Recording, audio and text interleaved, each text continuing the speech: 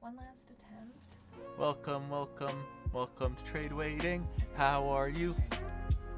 We're waiting for the trades. They come every 6 months. Sadness, no floppies, no bags and boards. This is Trade Waiting with Sarah and Jean-Paul. I hope you know that that's more the intro song. Everything we do, forevermore. This is Trade Waiting. Okay. Oop. I assume sniffles are faux pas. Did we sniffle? I did and I noticed. Well, stop it. Okay. And here we begin. We've begun. Welcome to Trade Waiting. Your Trade Waiting. I'm Sarah Watson. I'm Jean-Paul. No last names? No last names. Okay. My name is very common, so I feel like I need to add my last name. Yeah, there's only one of me in the world, so I don't need stalkers. Not this early in the game. The moment you reveal it, you're done for. Yep. Whereas I could give you my full name, middle name included, and my mother's name, and I would still be anonymous, essentially. Mm-hmm. Yeah. Yeah, you'd be a needle in a haystack of Sarah Watsons. True. Yeah. It's always a fun challenge. I have a mistaken identity stories all over the place. Well, should make a comic book about that. Ooh, and then we could wait 6 months for it to come out in trade paperback to read it. Yeah, and the publisher would say, "Why is no one buying issues?" Yes. And they would cancel it before the trade came out, and then we'd all come out of the woodwork to buy it. So on that note, a quick modus operandi. We are Trade Waiting. We are a comics podcast in the broadest sense. And usually we're going to try and organize these episodes by a specific topic. And our first topic we are attempting is speed lines or motion. Yeah, our topics are kind of guidelines. This is mostly an excuse for us to talk to each other, and which we never do otherwise. Never. And to just have a recording of our conversations for personal use. If we do end up distributing, lucky you can listen in. But the topics, we'll try to be comprehensive. We'll try to dig into our ideas. But if we miss anything, it's because this was initially intended for personal use. And yeah, we're starting off with speed lines and motion lines. Which is something that anyone who reads comics has some sort of relationship with, to one extreme or another. Or if you watch cartoons. They're fairly ubiquitous at this point. They're fairly ubiquitous, but initially, from our understanding, or from what we can tell, it is a way to two-dimensionally represent movement. I'm just going to adjust Jean-Paul a little bit so we can look at each other while we talk, so it'll be more naturalistic, I think. Here, scoot back a little. I'm trying to be professional. Yes. Well, if we were truly professional, we'd have 2 mics. Oh yeah, we are using one mic, so... Yeah, we're sharing.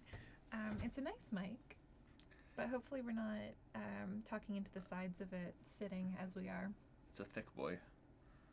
It's a thick boy is also one way of describing a microphone. Yeah, if I haven't edited it in, you may have missed Jean-Paul's jingle for our show. I mean, it was off the cuff, and sometimes that's the best way to do things. Mm-hmm. Yeah, it would be forced if we tried to I am not a classically trained musician. Although there is a keyboard in this recording booth. Jean-Paul found it earlier. Maybe we can try to break it out. Cool. So our impulse with motion lines was that this would be a topic with plenty of room for investigation. But even with a little bit of research, a lot of people have looked into this, and I found scientific studies on how your brain interprets graphic motion lines, and so a lot of historic information, which was really cool. And I might as well start there. Yeah. The artist typically credited with the invention of motion line is Ernest Montu. I think that's how you say it. I mean, it's French, so Ernest probably isn't right either. It's probably like, Ernest Montu. How would you say it? Montu? You have a French name. You should know. I don't speak French, though. Yeah, Montout. Montot. Montot.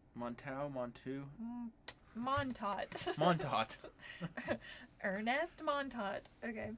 And he was a French poster artist in the late 1800s. You know, the French really innovated a lot of graphic design that we still use today. Their poster design and advertisements and leaflets really were cutting edge through the 1800s. And it needs to be said that they were cutting edge, but these posters, you look at the work of Lautrec and people of his ilk, probably the first person I think of. Poster design was all hand-drawn and hand-lettered, and that needs to be emphasized because I think that relationship to comics is important. Well, and then, of course, the classic back and forth influence of Europe, North America, and Japan. Yes. Because those early French poster artists and printmakers were influenced by the two-dimensional graphic design in Japan. As well as Dutch painters, Van Gogh being probably the most important example. So Ukiyo-e prints are probably... If you've seen the big tsunami wave, the graphic poster, you know exactly what we're talking about. It's probably the most iconic of this work. Flattened perspective. That was sort of their innovation. And so then these French poster artists exposed to that sort of ran with it and incorporated the impressionistic work that was sort of the previous trend in French art. And our friend Ernest managed to blend that into motion line. He did posters for, it looks like race cars and racetracks was sort of where he developed this. And he also did forced foreshortening and perspective to sort of insinuate speed and motion. And add sort of probably a sense of dynamism. I would be curious to know, I mean, you got to think about it. He's doing posters for cars, for race cars. That subject matter would facilitate representing some sort of motion, two-dimensional. Like, he would have to somehow show his audience speed. Yeah. So necessity almost forces him, I'm making that assumption, to come up with a visual marker or visual symbol for speed. And this isn't to say he was the first person to ever use motion line, but that he established it as a convention for design. And in the combination of text and pictures on these posters, so that, would very quickly become comics, which also, the very first strip comics, I think, or maybe single panel comics are also credited to the French in political cartoon kind of style. I mean, there needs to be sort of a separation there historically between the political cartoon and the comic strip.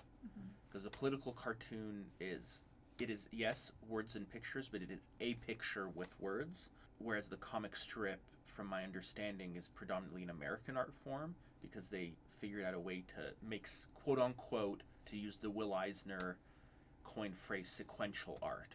That almost much like film, there's an association of concurrent images with concurrent text. Yeah, exactly. And the Americans are credited with being the birthplace of comics as we understand them. And you mentioned Will Eisner. He also advanced motion lines. When I think of motion in comics, Will Eisner always comes to the top. He had a very animated sensibility. Yeah, very much so. Your chair makes a lot of noise. Oh. It should be Still. Lots of clicks and pops. I need to edit. have a what is it called? Fidget spinner? Fidget spinner. I'm a fidgeter. With Eisner, I think myself and Sarah, we could both say that while apocryphally we would hear about the spirit and come across it occasionally, our relationship with Eisner is probably more the Dropsy Avenue stuff and Contract with God and sort of the social realist work he did later in his life, as well as his instructional books, which are sort of quintessential textbooks on comic book making. And Eisner sort of definitely shaped our understanding of comics grammar. Absolutely. Yeah, establishing conventions. Yes, very much so. Which is funny because, a bit of a tangent, but Eisner was sort of radical in his comics making. It was almost like a lot of his... I remember seeing pages where almost every panel in a page, you'd have 6 or 7 panels in a page, would all be meta panels. And that to me was just radical. Could you define meta panel? So meta panel is a panel without a border. So there's no actual panel border. It is on the page. In space on the page. Sort of, some might say floating panel or almost interlocked panel, but there's definitely different varieties of it. But to boil it down to its simplest concept, it's a panel without a border. Do they then interact more with each other? Sometimes they do. Sometimes they interact with each other, or sometimes sort of a graphic shape will just sort of imply a panel. So there's sort of different methods of doing it. Oh my goodness, this is going to be rough, but some of the early Sunday strips, Yes. there's a classic one with a little girl with dark hair, and she's a scamp. Uh-huh. Do you know? Yeah, I know what you're talking about. I forget what it's called, though. Oh no, I shouldn't have brought it up. No. It's like Little Susie or Yeah, something like that. yeah. Do you have your Is it phone? like Little Lucy or something? No, maybe. But she there's a classic Sunday strip with her where she's trying to get the cookies off the cookie jar off the top of the fridge, and she puts up a ladder, and one of the versions of her from a different panel helps her get to the cookies somehow, like they use teamwork. It's a great little strip, but I'm pretty sure it breaks a border rather than removing a border. We should do a topic on borders. On panels themselves, Yeah. yes. Panel construction, panel borders. Oh, one thing I wanted to ask you about in reference to motion lines, is the application itself. Whereas people like our buddy Ernest used paint and incorporated it into the image and maybe almost used a negative space for the motion line, Will Eisner used his inking, and it looks like he used brush. Eisner? Yeah. Yeah, I think Eisner was who, from what I can tell, Eisner was mostly brush. I know you know that in our library we have his pencils. We have a big book of all of his pencil, a big collection of his penciled pages. Once again, a bit of a tangent, but Eisner, and this is going to sort of segue into the medium of comics itself when you were talking about paint. To Eisner, comics were the inking. Inking was comics. So to him, his pencils were so rough because he felt like the medium he was working in was ink. And so you see that from his pencils to his inks. He also inked much larger, like his pages were, your standard 11 by 17 North American comic size. I think he might have worked double that, or like he worked a much larger page size, so he could really move his arm around with his inks. And so, like, getting really into the nitty gritty, a line would have a thin point where the brush first touched, get thick in the middle, and then get thin again as he lifted the brush off the page. And so that also adds to the motion line for me. That also gives it the line weight, quality. Line weight of the inks themselves, for sure. I actually want to. Oh, first, that comic strip, I did find it. We were How close. did you find it? Because what did you I'm Google? really good at Google. I'm great with search terms. It's Nancy. Nancy is the old comic strip, and I actually found the strip where she gets a ladder and then tosses the cookie jar to herself across the panel border. But her mother is reading the paper in the background and sees the Sunday comic strip and gets mad at her for stealing the cookies. Very meta, very cool. Is that looks This is digitally colored. Yes, so, okay, so that's Nancy, what was confusing me. Nancy is one of those comic strips that's run for so long. It has switched creators over time, I believe. The original is I'm just showing Jean-Paul a 10-cent comic number 60, issue 61 of Nancy. But she's always been a little bit meta, and she's always been a little bit of a scamp. Very cute. There she is getting her vitamin D and a lamp holding her doll. You were saying something else about the line weight? The line weight, I'm trying not to be apocryphal or like editorialize too much or just make assumptions, but I think this is the perfect venue. Perfect venue. That's fine. Eisner's sense of motion is very dynamic, and he would sort of sell motion. He would have grit and objects moving with the speed lines, and the speed lines would this was beyond just two lines indicating an object moving. Whereas I think back at, to go even older, to roll the clock back, I was thinking of George Harriman, Crazy Cat. Yeah, for sure. Sort of a classic comic that I love. I think Sarah as well.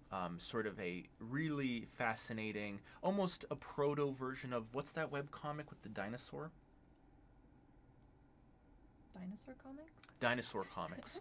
So the sort of formula of dinosaur comics being sort of this rigid pictorial formula with changed text. Crazy Cat was literally the same narrative every time. Who's throwing the brick at who? Now I'm losing it. Ignitz, the mouse, was throwing the brick at Crazy Cat. Mm-hmm. And that was every strip. Every strip was the same thing. It's the thing that Itchy and Scratchy was referencing, for all you grew up on classic Simpsons. But if you look at that, the brick, sort of the most obvious moving object in those strips, it was just two little ticks at the end of the brick that would indicate the movement. I think one thing we should mention, just because we brought up dinosaur comics, that we should talk a bit about it because it almost subverts what we're talking about. There is no motion. No. It's identical panels every time and only the text changes. Yes. And the creator of dinosaur comics is Ryan North, and he's been running dinosaur comics for a very, very long time, and he's also writing issues of other comics, and I think shows as well. I think some animated programming. If I remember correctly, and if I'm completely off base here, we'll try and edit it out, but if my understanding too, he was writing Squirrel Girl for Marvel Comics. I mean, this is exactly what we're not supposed to do on a podcast, is have to Google furiously? Yes. Yeah, he was a creator on Squirrel Girl. Not a creator. The creator is Steve Ditko. Oh, sorry. Well, a writer. A writer. Yeah, and it's apparently incredibly charming and worth picking up for sure. But of course, I'm trade waiting. And this is our catchphrase, and this will be repeated constantly. Do you know?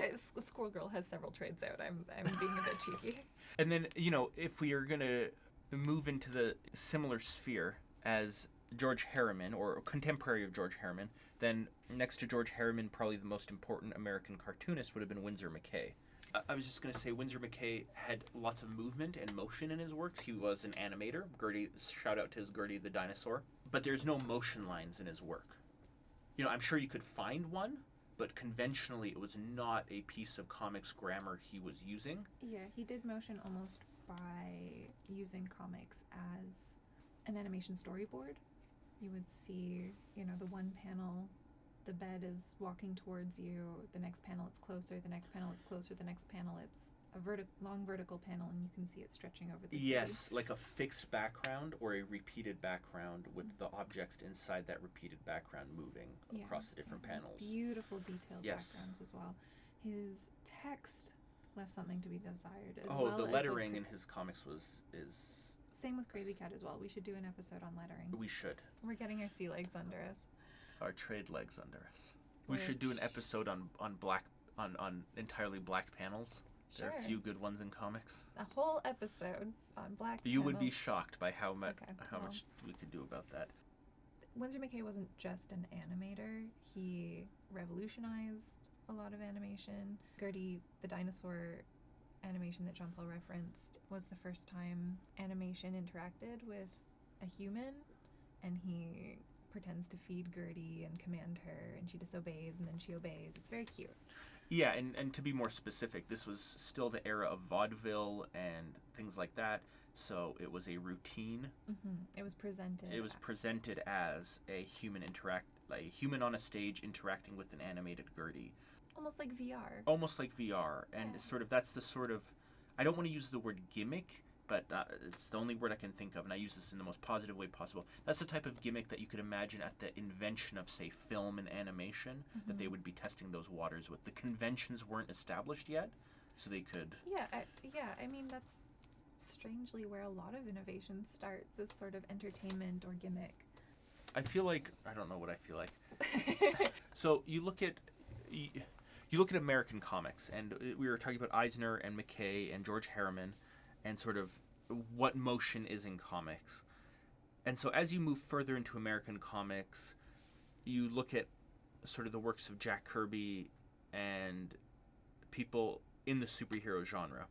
There's a lot of motion in those comics, but what you notice is, looking back now, the use of speed lines were not a oft-used convention, or even a convention in American comics. People would move across space, but there might be trail lines and things like that, but it was or like a phone ringing off a hook might have little Yes. bounce lines, things like that. But yeah, not so much breaking the form of a figure Mhm. in order to draw motion lines over it, something like Yes. that. Whereas Japanese comics, manga, they picked up that convention and continued it. It's pretty standard in manga to use motion and speed lines. In fact, created a little bit differently than American comics. They usually have larger teams. American comics will have a different artist and colorer and letterer, whereas in Japan there would also be someone doing backgrounds versus Spotting blacks. Yeah, spotting blacks or duotone and motion lines. Yes.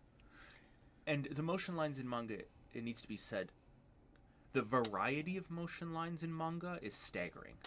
You have approximations of motion blur within figures. You have whole backgrounds made up entirely of motion lines. You know, whether or not it's the motion is being pulled downwards, upwards, to the center. You have bursts of motion. It might be the most. It might be the thing that demarks manga the most, because when you look at European comics, I feel like European comics have more of a relationship to graphic design and painting. You don't really see motion speed lines in European comics.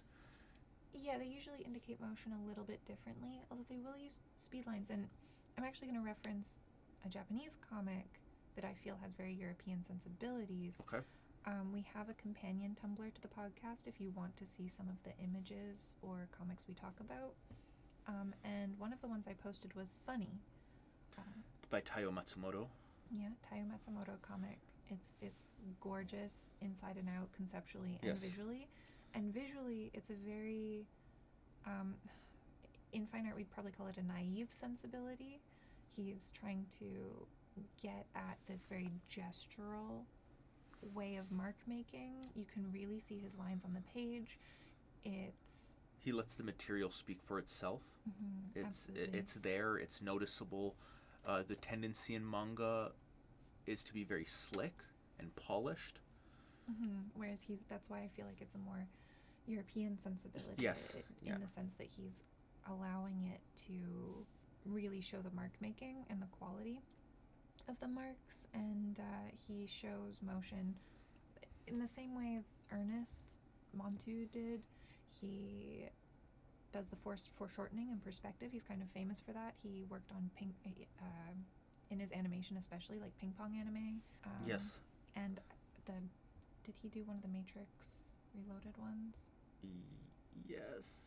With the I'll have skateboarding to look. guy, Yeah, I I'll think. have to look into that. Yeah, so very like really pushes the stretch and squash in animation, and that sensibility is in his manga as well. Yes. But he also uses motion line, but it's more subtle, and he usually tries to hide it or incorporate it in the content he's drawing as well. If this was sound in a movie, we'd call it diegetic. So it's like diegetic motion lines. Yes. Where like the grass blowing will make the motion lines for a character kicking a ball, or the rain falling will make the motion lines for a car, something like that. And I think he's maybe the only place I've really seen that.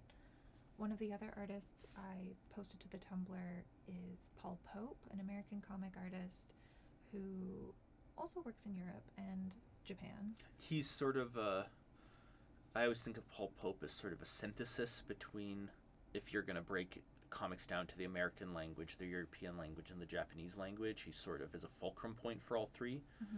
And South American comics as well. He kind of pulls a little bit from that, I feel like. Love and Rockets, that kind of thing. Yes. Or I guess Mexican. Yeah. And a lot of his characters are Hispanic as well. Yes.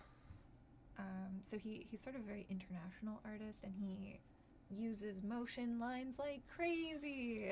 Yes. The motion in his comics is wild and energetic. Some of the most engrossing pages. Yes, because the motion lines in his books will distort his figures to abstract levels. It's sort of very aesthetically fascinating to behold. Sorry, you were on a roll and I distracted you because I touched your leg, but it's because it's making a grinding noise with your shoe on my chair. Yeah, like that. Yeah. Yep. Yep, that's the one. Yeah. We're getting our sea legs under us. I'm maybe focusing too much on the meta side because I know I'm going to be editing the audio. So I'm like aware of these clicks and pops and grinding. And I'm next time gonna have to literally tie my feet and my hands before I start recording. Or we can bring different chairs into the room. I think that might be the quality. Is so it? You can bounce and twist all you want and it just won't make too much noise. But also the energy levels are important, so I should not have cut you off when you were. Oh, I thought we were talking about the energy levels in the comics themselves. Both. But you bring up the Hernandez brothers. The Hernandez brothers, I was actually just flipping through some Love and Rockets. Not a lot of motion lines. Not at all, really. No, yeah. It is not something that they rely on for their aesthetic or for their storytelling. You look at speed lines pushed to their extreme, and the two examples I think of are Akira, or like the work of Katsuhiro Otomo. The speed lines in his work are staggering, and the amount of motion and different types of motion is a thing to behold. And Battle Angel Alita, sort of specifically the like rollerball-esque sequences of that manga, the speed lines. I am a huge fan of the vertical panel, and there's so many great vertical panels in that book, and the artist uses I forget his name at the moment, the speed lines to some really gnarly effects. Yeah, absolutely. Yeah. So in comics in general, you brought something up. It's a unique medium. It's the only thing that does what it does. That is how it challenges and depicts time. So motion is how they're depicting time. And so you have the time within a panel and you have the time between panels. And so the Hernandez brothers sort of collapse time by, or stretch or squash time by the changes between panels. So you can tell what has changed from this panel to the next, or this page to the next, and that gives you a sense of if it was a minute or a second or a day. Whereas other artists will show within the panel using motion lines that you're watching several seconds or a process or a movement within that space, which sort of expands the time. Yeah, like Paul Pope or Akira or something like that. You can have 2 panels on the page or a splash page or a dozen panels, and it's going to totally change your perception of time within that. And they really use the motion lines. The Hernandez brothers, it's some other artists that avoid motion line entirely are like Daniel Klaus. Yes, I feel like once you start getting into the indie realm of sort of the Fantagraphics aesthetic, so your Dan Klaus's, your Seth's, your Chris Ware even. Chris Ware. Who's the guy who wrote the book about the Louis Riel? Who's that gentleman's name? Interesting, because he has a more energetic line, I'd say. The other artists we mentioned are hyper-graphic and very clean, super, super clean. Like Daniel Klaus or Chris Ware or the Hernandez brothers, you have like a incredibly finished look. Yeah, Charles Burns. Charles Burns. Whereas the Louis Riel creator, Chester Brown, I don't think quite has that same finish, that same polish. Oh, I would agree. I think you would be hard-pressed to find speed lines in one of those comics. Optic Nerve as well, Adrian Tomine, same thing, sort of the indier Fantagraphics drawn in quarterly. I will give it to our listenership. If you can find me speed lines in one of those books, please prove me wrong. Prove me wrong. Pay for my silence. They had to find different strategies for depicting motion and time, and it's kind of interesting that they are developing these strategies and sort of pushing the medium when initially motion lines were a huge push for graphic art in general. Your chair is popping so much. I'm not even moving. So having to make these other strategies for depicting motion, it's so that the reader can conceptualize what's happening. It's to find a language. And one of the things I found researching motion lines were scientific studies about the brain's interpretation of motion line.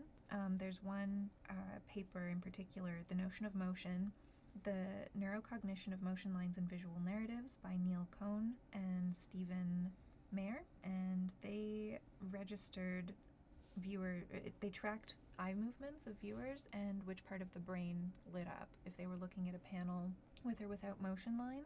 They compared viewer reaction in terms of their eye movement and cognition. They compared their reaction to images in comic strips that depicted normal motion lines with those that either had no lines or anomalous reversed lines. So exactly what we're talking about. How does your brain light up?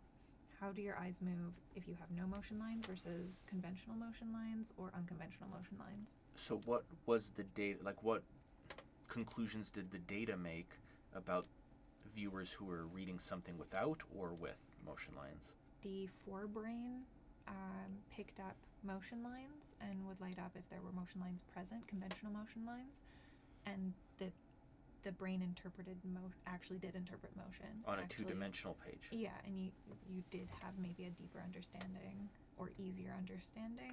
Okay. That's the conclusion they seem to draw in the paper. There's a little bit more. I'm summarizing an entire paper. Yeah. But yeah, just that our brain has that we are tapping into something the brain is prepared for using motion line, and that comics came before a lot of film conventions with blur and motion blur. There's some ideas that motion lines come from the concept of visual trails, like if you swipe your hand very quickly or you turn your head very quickly, you will see sort of a trail or a smear. Yeah. But also film will have a smear, of light or things like that, and that's influenced comics back and forth as well. And they also mention unconventional motion lines or reverse motion lines to see if that messes with it at all. And you were talking about some unconventional motion lines earlier. You mentioned a Steve Miller comic that there was a panel in. Frank Miller. Steve Miller. Frank Miller, Steve.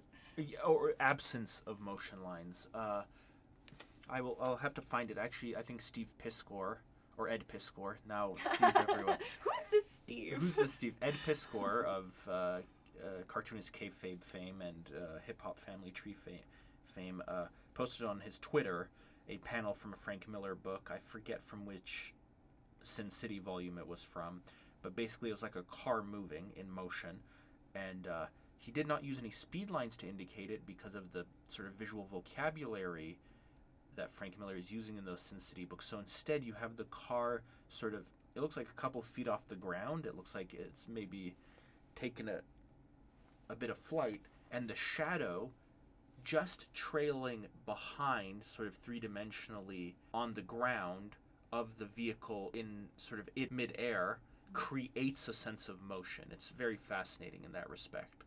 Sort of what I was talking about with Sunny a little bit. Yes. Like, I'm coining a term, diegetic motion. Yes. Lines, using the environment to give the same effect as a motion line without actually being meta and drawing a line across the panel. Sure, yeah. It's a really interesting strategy. I wonder if these artists came to it naturally over time or instinctually, and both of those artists use ink on paper. Yes, I think, very obviously so, yes. Yeah, I think Matsumoto uses like dry brush with Sunny. And a lot of crow quill. There's a lot of crow quill going on in Sunny and in most of his books, from what I can tell. Whereas early Frank Miller would be using... Oh, I don't even know what Sin City... I mean, early Frank Miller is like, if Klaus Janson wasn't inking him, it would have been a lot of crow quill and brush and just a bunch of stuff. You can see splatter, so he must be using brush to some extent. Yeah, but in the Sin City books, it's so graphic that I wouldn't be surprised if there was like a lot of pen and marker going on. I'll look into that. I don't know how he inked those books. It could have been. I mean, God forbid I bring this book up, but if you look at something like Holy Terror, his more recent controversial book, there's a lot of ink splatter and a lot of almost like painterly ink going on in the backgrounds. He like apparently those pages were massive. Like we're talking like 4-foot pages. Yeah. But when you look at just the pure Sin City books, they're so graphic in their form that I don't see a lot of evidence of brush or crow quill. It's I'm not sure how he drew those. I would have to look into that. Yeah, that's something that we enjoy. Yes. Is sort of that behind the curtain. No, we're process junkies. Process junkies. Even the Will Eisner stuff we mentioned earlier, we Yes. have some volumes that show Yes. process Yeah. and will show, the layers of vellum over top of. Oh yeah, artist editions are amazing. They have artifact editions as well. I think Marvel does artist editions and DC does artifact editions. But we have a copy of Daredevil Born Again at home, given to us by Riley Rossmo, shout out, in which you see, the old lettering pasted on, title cards pasted on. You see the tone placed on it, and you see how the tone yellows over time compared to the bristle board. You see the whiteout and the gouache and the white acrylic used to either fix something or add a bit of zhuzh. Well, and I love the notes in the margins, Yes. sometimes from the artist to the writer, or vice versa, or notes to self. They're delightful artifacts. We also saw a show. We were quite fortunate to see an Art Spiegelman show at our local gallery where they had all of his process for Mouse. Yes, and every page of Mouse displayed in a gallery setting with all the thumbnails and comps and Xeroxes that were made, whiteout, notes, everything, like all of it, sort of an accumulation of his notes, which it really makes them these like fine art pieces. Yes. Yeah. And no, go ahead. And people forget the comics in its not to be that person, but its purest form in black and white. As long as you are using black and white, that is a very versatile medium. It is a very versatile picture making mode. So you can use just about anything. Like I know in my personal work, I like throwing some black pencil crayon in there in my blacks to give a bit of reflected light, to add a bit of tone into the blacks, depending on what area I'm doing. It's kind of fun. Yeah. So the different layers that the artist is considering is the actual medium they're using, the time between or within a panel, and the finished product. You kind of have so many considerations, and I think that that's why there's so many diverse uses of motion line or lack thereof across the board through time, through different countries and different artists. Just quickly, I think the other artist I posted, or the other manga I posted on the associated Tumblr was Bambi and Her Pink Gun, which I highly recommend. Really interesting off black for the tone, and their use of motion line is very sparing. So sort of a mid-ground. Like I tried to look at extremes, but this was maybe surprisingly typical use of motion line. If a car is speeding away, whereas for general motion it wouldn't be there. Maybe not, not to the degree someone like Paul Pope would use it, where even a shoe kicking across the panel would have huge motion line. I think that there's such a diverse use and method with motion line. It's really personal. It's a signature. Yeah, I think about something like Akira. There are panels of characters popping pills in their mouths, which are given the amount of speedline gravity that a whole cityscape with motorcycles. Yeah, motorcycles spinning to a stop or sliding. Yeah, exactly. Like, it sort of creates this emphasis on not only large-scale things, large-scale content, but also really minute, subtle, micro details and movements. And he'll kind of use at least 3 different methods, because he will either use the animator style of, like, say, repeating the pill do. Yes. I'm pulling that. I don't know if that specific example, but yeah. moments like that where he will have like almost an animation tween, or he will use this diegetic motion line I have decided to coin, where the classic example of the motorcycle grinding to a stop, the lightning, the stoplight motion blur, and the smoke coming off the bottom creates the motion line, and then he'll use traditional motion line as well. Yes. And I'd be curious, talking about traditional motion line, just to really get our bearings. Otomo in particular, he's maybe one of the best case studies for this. Because he's an animator and a comics creator, and sort of where those mediums overlap, he sometimes will use speed lines and motion lines as almost like a camera zoom or like a camera emphasis. Like he considers camera or angle or viewer. Yeah, but the motion lines end up giving this weird like motion to the panel itself, like it almost like pulls you in or pushes you out, which I find sort of fascinating, because that's, if you're talking about diegetic speed lines or diegetic motion, that is completely undiegetic motion, because the characters are not feeling that motion, but it's supposed to emphasize something for you, the audience, which I find it's definitely the influence of film. Yes. On how he's applying those strategies. We are out of time. That flew by. What a fast 2 hours. How do these podcasters do it? Well, it won't be 2 hours for them. It'll be like 40 minutes maybe. There's a lot of setting up and editing. Time flies when you're squeaking chairs and figuring things out. This is sort of our proto episode.